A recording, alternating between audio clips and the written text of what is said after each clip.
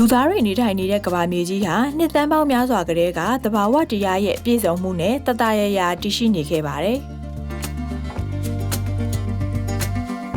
ဒါပေမဲ့လည်းဤပညာအသစ်တွေထွန်းကားလာတာနဲ့အမျှသဘာဝပတ်ဝန်းကျင်ဟာပျက်စီးလာရပြီးကပ်ရောဂါရာသီဥတုဖောက်ပြန်မှုနဲ့ပုံမှန်မဟုတ်တဲ့ရာသီဥတုဘေးအန္တရာယ်အမျိုးမျိုးတွေဖြစ်ပေါ်လာရပါတယ်။တနေ့ထက်တနေ့ညှဉ်းနှွမ်းလာတဲ့ကမ္ဘာမြေကြီးကိုပြန်လည်တန့်ရှင်းအောင်ပြုလုပ်ပေးဖို့ကတော့လူသားအလုံးရဲ့တာဝန်ပဲဖြစ်ပါတယ်။2025ခုနှစ်မတ်လ24ရက်နေ့မှာမြန်မာ Underwater Federation နဲ့မြန်မာ Dive Center တို့ကဦးစီးပြီး6ကြိမ်မြောက် Beach Cleanup and Coral Conservation Seminar 2025ကိုကျင်းပနိုင်ဖို့ခရီးစဉ်တစ်ခုကိုစတင်ခဲ့ပါတယ်။မတ်လ25ရက်နေ့မနက်ခင်းမှာတော့တဘာဝပတ်ဝန်းကျင်ထိန်းသိမ်းရေးစုပေါင်းလှုပ်ရှားမှုအဖြစ်ရေပေါ်ရေအောက်အမိုက်ကောက်ခြင်းကိုငွေဆောင်ကမ်းခြေရဲ့စစ်သူများချုပ်အနီးမှာပြုလုပ်ခဲ့ကြပါတယ်။ဒီစီဇန်ရဲ့ရည်ရွယ်ချက်ကတဘာဝပတ်ဝန်းကျင်ထိန်းသိမ်းဖို့အတွက်လက်ရှိတန်နာကြောက်တန်းတွေကိုကာကွယ်ဖို့နဲ့ပင်လယ်ကမ်းခြေတစ်လျှောက်စွန့်ပစ်အမိုက်တွေကိုကင်းစင်ဖို့တဘာဝပတ်ဝန်းကျင်ကိုစောင့်ရှောက်ကာကွယ်ဖို့အတွက်အသိပေးနှိုးဆော်ရန်ဆောင်ရွက်ခြင်းပဲဖြစ်ပါတယ်။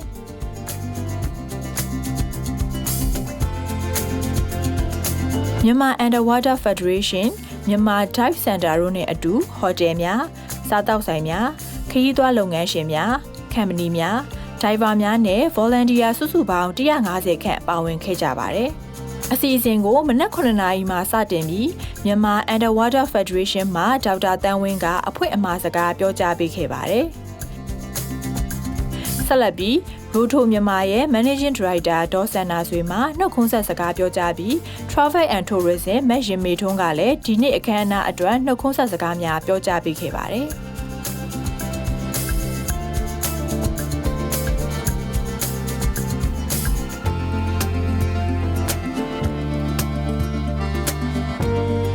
တဘာဝပတ်ဝန်းကျင်ထိန်းသိမ်းရေးစုပေါင်းလှုပ်ရှားမှုအဖြစ်တက်ရောက်လာသောဧည့်သည်တော်များလုပ်ငန်းရှင်များ volunteer များအားလုံးကကမ်းခြေတဝိုက်စွန့်ပစ်အမိုက်များကိုအတူတကွစုပေါင်းရှင်းလင်းခဲ့ကြပါတယ်။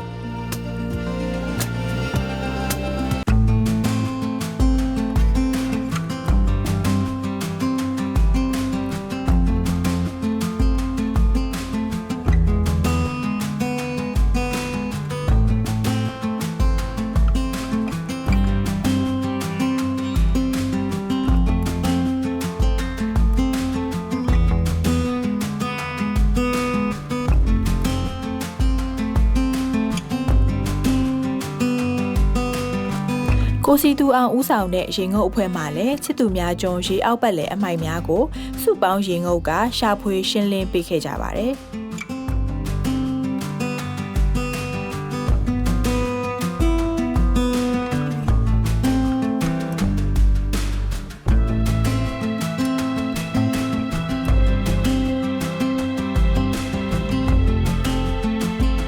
ကမ်းခြေတန်းရှင်းရေးအစီအစဉ်များကိုမနက်10:00 နာရီခွဲအထိရေပေါ်ရေအောက်အတူတကွပူးပေါင်းဆောင်ရွက်ခဲ့ကြပါတယ်။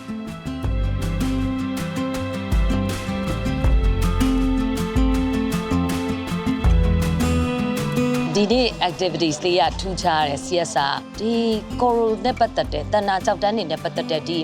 ရေအောက်မှာဆော့ဆော့လည်းဆရာရှင်းပြတယ်ရေအောက်မှာဘယ်လိုခေါ်မလဲဆိုတော့သူ့ရဲ့ဒီရေအောက်မှာရှိနေတဲ့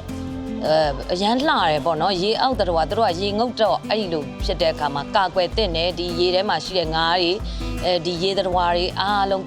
တက်ရှိတတ်မဲ့အရာအားလုံးမပြတ်စီးအောင်ဒီအလှပတရားကြီးကိုထိမ့်သိမ့်တဲ့နယ်ဆိုတဲ့ဟာကိုအသိပညာပေးလိုက်တဲ့အခါကျတော့ကျွန်မအနေနဲ့ကဒါငါတို့မသိသေးတဲ့အချက်ပေါ့နော်ပုံမှန်ကတော့အများနဲ့လုပ်နေတာ CSR တွေကတော့လေဒီ activity တွေလုပ်နေတဲ့နေရာမှာရိုးတစ်ပင်စိုက်တယ်ကုန်းပိုင်းကိုအားစိုက်တာများတယ်ပေါ့နော်ဆိုတော့ဒီရေကလည်းကဘာမြေကြီးပေါ်မှာ80%လောက်ကရေနဲ့လွှမ်းမိုးနေတယ်ဆိုတဲ့ခါကျတော့ဒီတဘာဝပတ်ဝန်းကျင်ထိမ့်သိမ့်မဲ့ဆိုရေတွေရဲ့တည်ံဇာတရေတွေရေရှိတဲ့ဒီပင်လယ်တွေသမုဒ္ဒရာတွေကိုကာကွယ်ဖို့စောင့်ရှောက်ဖို့ဒီထဲမှာရှိနေတဲ့သတ္တဝါတွေကိုထိမ့်သိမ့်စောင့်ရှောက်ဖို့ကကျမတို့အနေနဲ့ကဒါအရန်လိုအပ်လာတယ်ဆိုတာသွားပြီးတော့သတိထားမိလိုက်တာသတိပြုမိလိုက်တာငွေဆောင်ကမ်းခြေကြီးနဲ့ပင်လယ်ကြီးကိုကျမတို့ကအကြီးကြီးပြောင်းလဲပြနိုင်မယ်လို့ကျမအနေနဲ့မျှော်လင့်နေဆရာတို့လည်းဒီထက် plan တွေရှိတယ်ဒီထက်လည်းကျမအနေနဲ့ဆရာတို့သွားမဲ့ plan တွေမှာ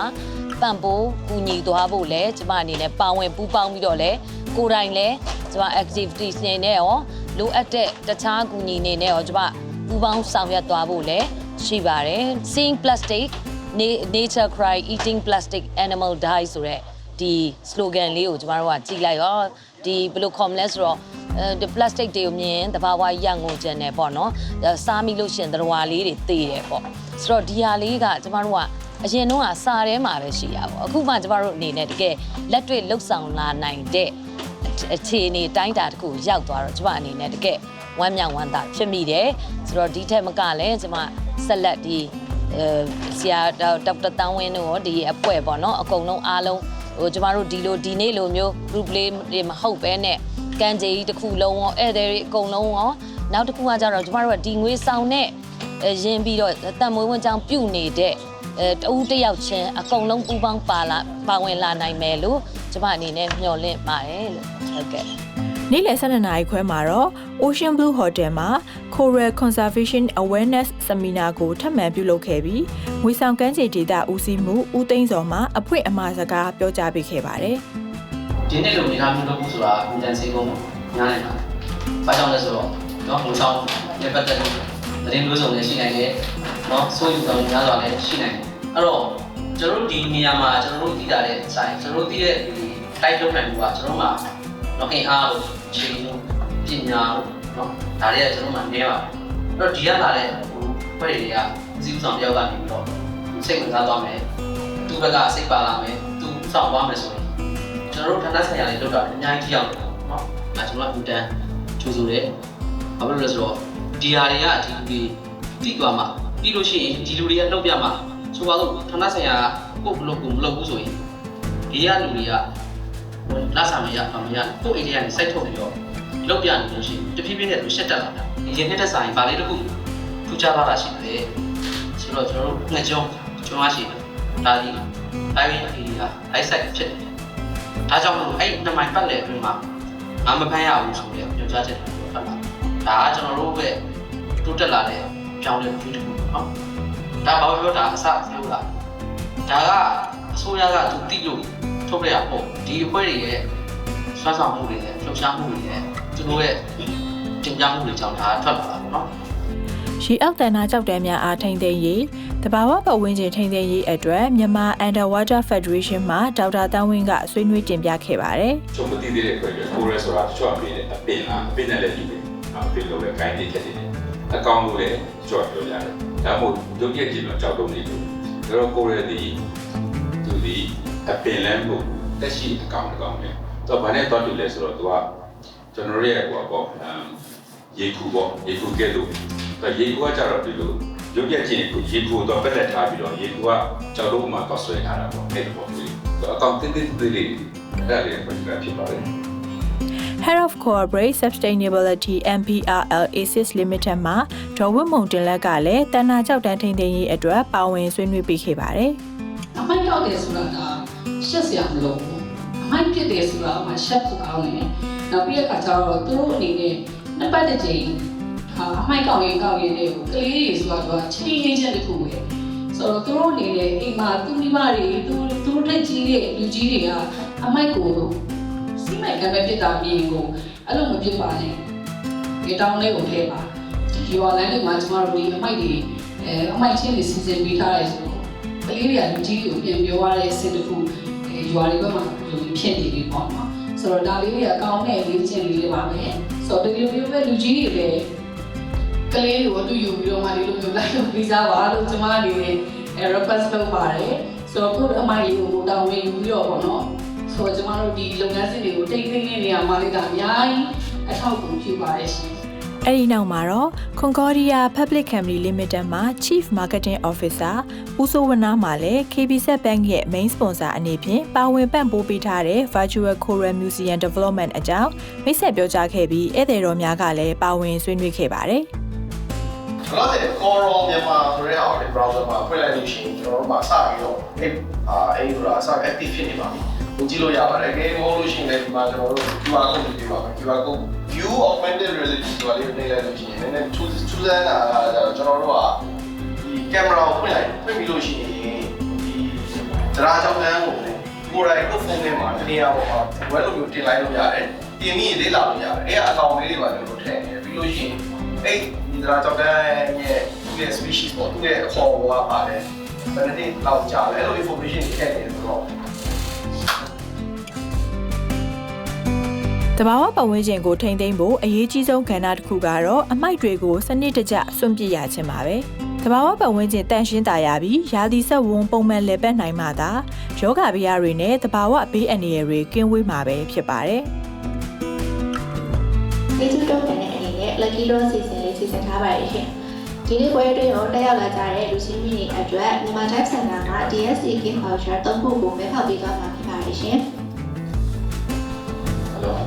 ်ဒီ DS ဆိုတော့ကျွန်တော်တို့ဒီ scuba diving လုပ်မယ်ဆိုလို့ရှိရင်ဒီ scuba diving နဲ့ပတ်သက်ပြီးတော့ဒီရေငုပ်တဲ့အတွေ့အကြုံတွေ license တွေမရှိသေးဘဲနဲ့ပထမဆုံးစလုပ်မယ်လို့ပြောကျွန်တော်တို့စီစဉ်တဲ့ Discover Scuba Diving Program ပေါ့နော် Scuba Diving နဲ့ပတ်သက်ပြီးတော့အရင် visit ကြတဲ့ skate မျိုးလိုက်ကိုကျွန်တော်တို့practice လုပ်မှုတွေယူခဲ့နေမှာပေါ့လေသူကကြာတဲ့အချိန်ကတော့2နာရီလောက်ကြာမှာပေါ့ဒီ DSC လုပ်ပြီးသွားပြီဆိုလို့ရှိရင်တကယ်လို့ပင်လယ်ထဲကိုရေသွားလို့ချစ်ပြီးဆိုလို့ရှိရင်သူကစပြီးတော့ဒီ beta ကိုအတိုင်းမှာစပဲဖြစ်ဖြစ်ဒီဆိုတာတရားနဲ့ဖြစ်ဖြစ်စပြီးမောလို့ရပြီဒီသူကဒီဘယ်လောက်ထိငုံနိုင်လဲဆိုရင် maximum 12 meter ထိမောလို့ရမှာဖြစ်ပါတယ်ဒီ DSC program နဲ့တက်ထားလို့ရှိလို့ရှိရင်နံပါတ်က3ဆောင်နော်နံပါတ်က3ဆောင်ဒီဆောင်2ယောက်လားဒီဆောင်2ယောက်ရတယ်ကိုရောကိုရဲ့ဟောဒီနေ့6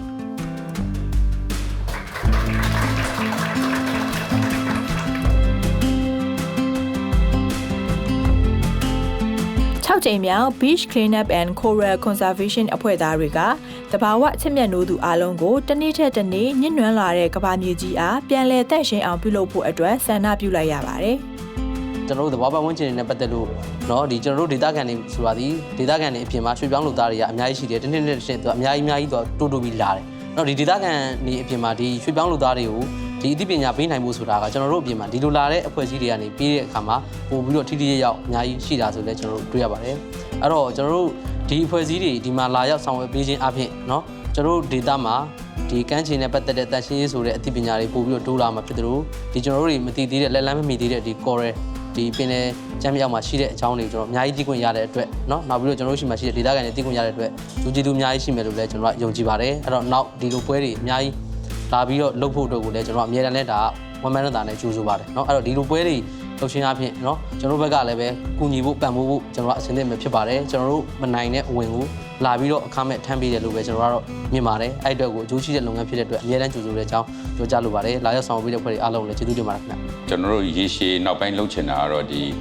လာပြီးအမှိုက်ကောက်တယ်ဆိုတော့ကျွန်တော်တတင်ကဟိုပါလေတရက်10မိနစ်ပဲပေါ့တိုးတော်လဲကျွန်တော်တို့အမှိုက်ကောက်တဲ့အခါမှာရန်ကုန်အဖွဲ့တွေငွေဆောင်အဖွဲ့တွေဒီလိုကလုပ်ပြီး awareness ပေါ့အဓိကကျွန်တော်တို့ဖြစ်ချင်တာကတော့ကျွန်တော်တို့တဘာဝပတ်ဝန်းကျင်မှာကျွန်တော်ဖြစ်နေတဲ့ issue တွေကိုကျွန်တော်တို့အများသိစေချင်တယ်ဒီအမှိုက်တွေကြောင့်ဘာတွေပျက်စီးကုန်လဲကဘာကြီးပူနွေးလာတယ်အမှိုက်ကြောင့်သဘာဝရဲ့တည်ကြည်ပျက်စီးတယ်နောက်ပြီးဒါတွေကလူသားတွေပြန်ပြီးတော့ပျက်စီးစေတာပေါ့နော်နောက်တစ်ဆင့်ဒီနှစ်မှာတော့ကျွန်တော်တို့ဒီနေ့ပေါ့ကျွန်တော် soft launch ပေါ့နော် Coral virtual ပေါ့ virtual ဆိုတော့တကယ်အပြင်မှာမဟုတ်ဘူး virtual visit အနေနဲ့ကျွန်တော်တို့ Coral ရှေ့နေအောင်ကိုယ်တိုင်သွားကြည့်လို့ရတဲ့သဘောမျိုးဖြစ်အောင်လို့ကျွန်တော်တို့ technology ကိုသုံးပြီးဒီမှာစပြီးလုပ်ပါမယ်အဲ့မှာကျွန်တော်တို့အဓိက main sponsor ပေါ့နော် initial main sponsor တော့ KBZ Band နဲ့ကျွန်တော်တို့ရဲ့ပံ့ပိုးမှုနဲ့ကျွန်တော်လုပ်မှာဖြစ်ပါတယ်ကျမတို့ဒီမြန်မာ Underwater Federation ကပြုလုပ်တဲ့ဒီ beach clean up နဲ့ coral conservation မှာပြီးခဲ့တဲ့နှစ်ကစပြီးတော့ကမောဇဘန်အနေနဲ့ပူပေါင်းပါဝင်ပံ့ပိုးပေးခဲ့ပါတယ်ပေါ့နော်ဒီနှစ်မှာလည်းကျမတို့အလားတူပဲဆက်လက်ပြီးတော့ပူပေါင်းဆောင်ရွက်ဖြစ်ခဲ့တယ်ဒီတစ်ခေါက်မှာတော့ virtual coral museum လို့ခေါ်မှာပေါ့နော်ဒီ virtual coral museum အတွက်ကိုကျမတို့ပံ့ပိုးဆောင်ရွက်ပေးခဲ့တယ်ပေါ့နော်ဒီ virtual coral museum ကျတော့ကျမတို့အနေနဲ့ဘယ်လိုမျှော်မှန်းလဲဆိုတော့အခုလူတိုင်းလက်ထက်မှာ internet ရှိနေပြီအနည်းဆုံးငွေဆောင်မရောက်လာနိုင်တဲ့သူဆိုရင်တော့မှဒီ virtual coral museum ကနေတဆင့်ဒီ coral တွေနဲ့ပတ်သက်တာတွေဒီသဘာဝဒီအောက်မှာရှိတဲ့တယံဇာတတွေနဲ့ပတ်သက်တဲ့အသိအမြင်တွေဗဟုသုတတွေကိုဒီ virtual coral museum ဒီ website ကနေတဆင့် explore လုပ်နိုင်မယ်ပေါ့နော်အဲ့တော့ပို့သိနိုင်မယ်လက်လှမ်းလဲမိမယ်ပေါ့နော်ဒါကတစ်ချက်ပေါ့နောက်တစ်ချက်ကကြတော့ကျမတို့ဒီမြမဒီအန်နဝါပြင်မှာလာပြီးတော့ရေငုံနေတဲ့နိုင်ငံတကာ expert တွေပေါ့နော်ပညာရှင်တွေဒီဝါသနာရှင်တွေရှိကြတယ်ပေါ့သူတို့တွေအနေနဲ့လည်းဒီ Coral Museum ကနေပြီးတော့ ရရှိမဲ့ Virtual Core Museum ကရရှိမဲ့ information တွေအချက်အလက်တွေသတင်းတွေပေါ့နော်ဒါတွေကလည်းသူတို့လွယ်လွယ်ကူကူနဲ့ဒီ online ကနေပြီးတော့ internet ကနေတဆင့်လွယ်လွယ်ကူကူ information တွေကိုcollect လုပ်နိုင်မယ်လို့မျှော်လင့်နေပေါ့နော် awareness ဘိုင်းတွေရောဗဟုသုတဖြန့်ဝေတဲ့အပိုင်းတွေမှာပါပို့ပြီးကြည်ကြည်မြတ်ပြန့်တဲ့ဒီ community တွေကိုထိထိရောက်ရောက်နဲ့ဖြန့်ဖြူးပေးနိုင်မယ်လို့ကျမတို့ယူဆရတယ်ဒါကြောင့်မလို့ဒီ Coral Museum ကိုကျမတို့ပံ့ပိုးပေးခဲ့ကြပါရှင်ဟုတ်ကျွန်တော်တို့မြန်မာ Underwater Federation ကကျွန်တော်တို့ဒီတူးတယောက်တည်းเนาะ community တစ်ခုတည်းနှစ်ခုတည်းလို့တာမဟုတ်ဘဲနဲ့ဒီ Coral ကိုပတ်သက်ပြီးတော့ပါဝင်ခြင်းတဲ့အဖွဲ့အစည်းတွေအားလုံးပါဝင်ပတ်သက်ပြီးတော့ကျွန်တော်တို့ဒီလုပ်ချင်ပါတယ်ကျွန်တော်ခုနပြောတဲ့ Virtual Museum မှာ first step ပါနောက်တစ်ခါကျွန်တော်တို့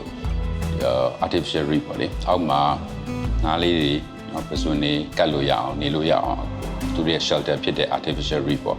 ဥပမာအဖြစ်အလွယ်တကူပြောရင်တော့ concrete တုံးတွေ concrete ပုတ်ပေါက်ပါတယ် concrete တွေနောက်ပြီးပြွန်တွေအောက်မှာကျွန်တော်ချထားပေးပါတယ်အဲ့တော့ငါးတွေကလှေတန်း line တန်းနောက်သူတို့စားမဲ့ငါးကြီးတွေဘယ်ကနေအဲ့မှာကာကွယ်ပြီးတော့နေလို့ရတာပေါ့လေဆိုတော့အဲ့ဒါမျိုးလေးကျွန်တော်လုပ်ဖို့ရှိပါတယ်ဟုတ်ကဲ့ပါနောက်တစ်ခုဒီနေ့ကျွန်တော်